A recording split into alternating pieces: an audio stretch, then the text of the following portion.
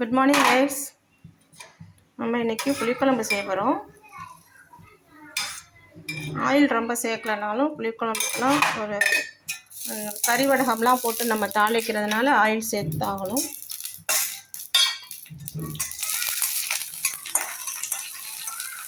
இது கறி வடகம் போட்டு நம்ம புளிக்குழம்பு வச்சா நல்ல வாசமாக இருக்கும். மீன் குழம்பு, புளிக்குழம்பு இதெல்லாம் நான் வீட்டிலே போட்டு வச்சுருக்கேன். இதில் பூண்டு போடுறோம், ஆனியன் போடுறோம்,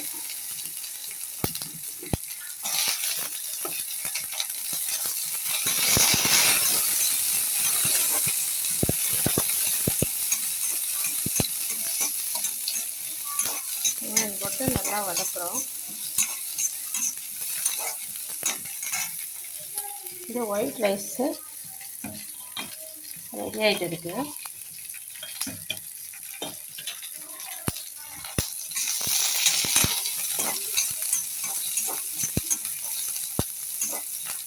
இது கொஞ்சம் வதங்கணுன்னா நம்ம தக்காளி போடுறோம்.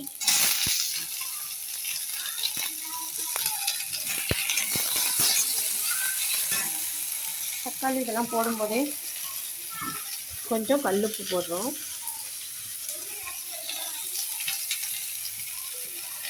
கொஞ்சமாக போடுறோம், அதுக்கப்புறம் நம்ம குழம்பு வைக்கும்போது போட்டுக்கலாம். நல்லா வாசமாக இருக்கும் கைஸ். நீங்கள் அந்த கறி வடகம் வீட்டிலே செஞ்சு வச்சுட்டிங்கன்னா மீன் குழம்பு, புளிக்குழம்பு, அப்புறம் புளி சாதம் செய்யும்போது துவையல் இதெல்லாம் செஞ்சுக்கலாம். இது நல்ல வாசமாக இருக்கும். நானும் மிளகாத்தூள் போட்டு சாம்பார் வைக்கும்போதே இந்த கறி வடகம் தாளித்து போடுவேன். நல்லாயிருக்கும் வாசமாக. இப்போ அப்படியே பிரிஞ்சால் போடுறோம். பிரிஞ்சாலும் கொஞ்சம் வதக்கிக்கலாம். நான் ரொம்ப எல்லாம் எண்ணெய் ஊற்றலை, நான் ஆயில் ரொம்ப யூஸ் பண்ண மாட்டேன். நம்ம அந்த ஆயிலே கொஞ்சம் நேரம் வதங்கிறதுக்காக போடுறோம்.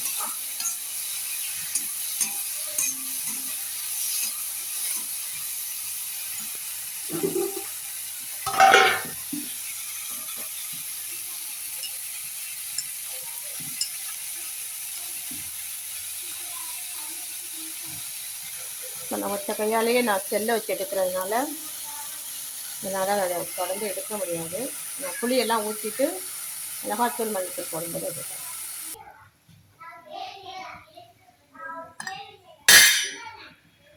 புளி ஊற்றியாச்சு. இப்போ மஞ்சத்தூள், கொரியண்டர் பவுடர், காஷ்மீர் மிளகாய்த்தூளுங்க. நான் காஷ்மீர் மிளகாய்த்தூள் தான் வாங்கி வச்சுருக்கேன். அது கொஞ்சம் போட்டாலுமே நல்லா சிகப்பாக இருக்கும், காரம் கம்மியாக இருக்கும்.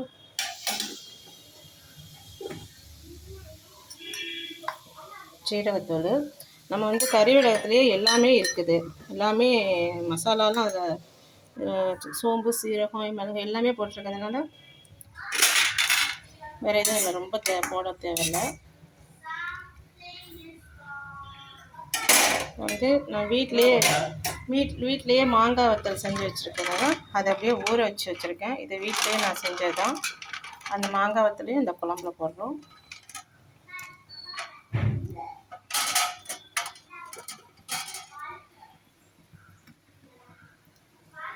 இப்போது வதக்கும்போது தான் நம்ம கொஞ்சம் உப்பு போட்டோம்.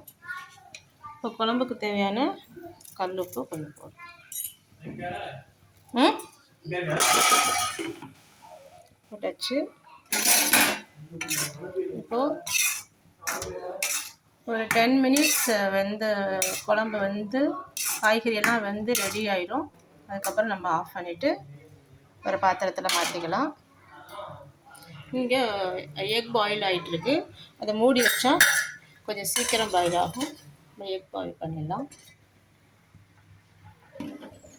இன்னும் 5 மினிட்ஸில் குழம்பு ரெடி ஆகிடும்.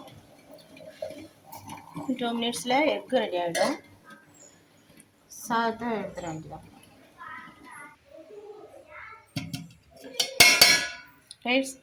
ஒயிட் ரைஸ் ரெடி ஆகிடுச்சு, எக்கு ரெடி ஆகிடுச்சு, புளிக்குழம்பு ரெடி ஆகிடுச்சு. ஜீரக தண்ணி ரெடி ஆகிடுச்சு. இன்றைக்கி இதான் சிம்பிள் சமையல் கைட்ஸ். ஓகே, அடுத்த வீடியோவில் சந்திப்போம். பாய் கைட்ஸ்.